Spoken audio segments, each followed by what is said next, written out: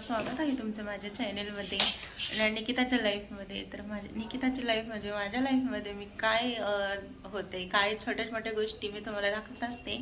आणि मी 2-4 दिवस झाला असं व्हॉईसनुसारच बोलत आहे, व्हिडिओ सेट करत आहे. आणि तर कारण का माझे कारण बघा, हे कारण आहे, हे पुढे गेलं. हा कारण आहे. कारण का ही मुलं असलं ना मला काही सुचत नाही आणि घरात म्हणजे असलं ना गोंधळ होतो आणि त्यामुळं व्हॉइस इथं नीटनेटका येत नाही. म्हणून माझं हेच कारण आहे की असं व्हिडिओ मी काढते आणि त्याच्यानुसार बोलत असते व्हिडिओमध्ये. तर म्हटलं थोडंफार आता क्लासला गेले होते आणि आताच आला हा शकतोय बघा कसा, हा काय बोलते मम्मी काय नाही, म्हणजे डिस्टर्ब करायला लगेच आहे ना.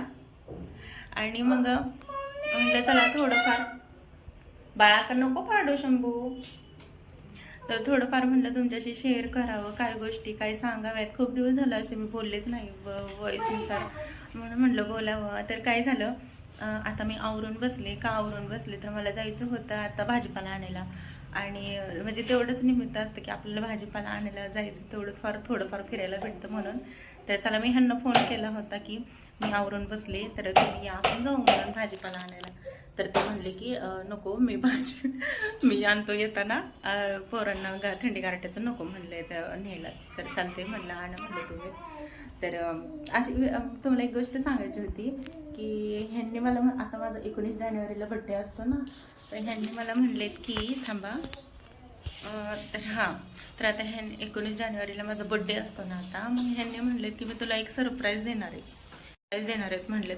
मग काय सरप्राईज आहे काय माहिती, मग तेच मी तुम्हाला सांगणार आहे. आणि म्हणजे ते मला म्हणलेत की तुला जी उपयोगी घरात पडेल, तुझं काम एक हलकं होईल, तीच गोष्ट मी आणणार आहे.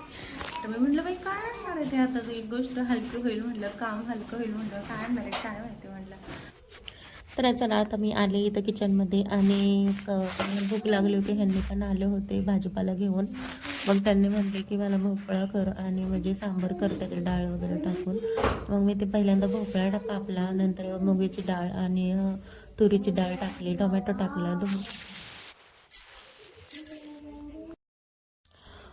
टाकला, आणि तिकडे शिजायला टाकलं कुकरमध्ये भोपळा वगैरे सगळं. आणि तोपर्यंत शिजते तोपर्यंत मी इकडे कांदा आणि लसूण जिरे मोहरे टाकून परतून घेतलं तेलामध्ये.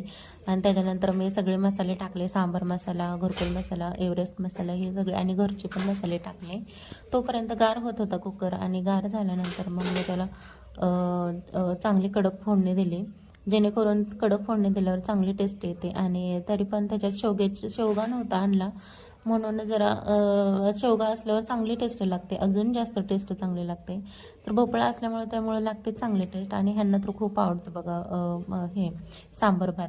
तर नंतर मग चपात्या करायला घेतलं मी, पोरांना चपात्याच लागतात, भात खात नाही ते, म्हणून 2 चपात्या केल्या त्यांच्यासाठी आणि बाकीचं पीठ ठेवून दिलं. त्याच्यानंतर मग आता मी इथं भात घेतला टाकायला आणि त्याच्यात मीठ जिरट वगैरे टाकलं. आणि मग पलीकडं गॅसच्या 2 गॅस आहेत, मग तिकडं पलीकडं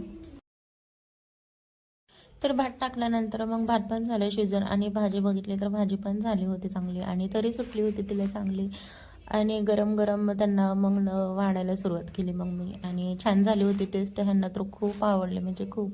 आणि त्यांना सांबर भात हे त्यांचं फेवरेटच आहे, म्हणून त्यांना खूप आवडते. आणि इथं आता मी त्यांना ताट वाढायला घेतलंय आणि आता इथं ताट वाढते. तोपर्यंत शंभूचं चाललं होतं मम्मी हे दे ते दे म्हणून मध्ये मध्ये. आणि त्यात मग आता मी त्यांना ताट वाढलेले, आता भाजी भात आणि तोंडी लावायला गाजर आणि कांदा. आणि त्यांनी जर गिफ्ट काय आणलं, ते काय आणणार आहेत काय नाही ते तुम्ही व्हिडिओला कनेक्ट राहावा, बघा. मी सांगणार आहे काय आणलंय ते काय नाही, बघूच आपण काय आणतात ते. आणि तुम्ही पण बघा आणि मी पण तुम्हाला सांगणारच आहे की काय आणलंय काय नाही. आणि माझा 19 तारखेला आता बड्डे आहे, मग तेव्हाच ते मग बघू सरप्राईज काय आणणार आहेत मी तुम्हाला नक्कीच सांगेल. आणि तुम्ही पण कनेक्ट राहा माझ्या चॅनेलला. Bye bye.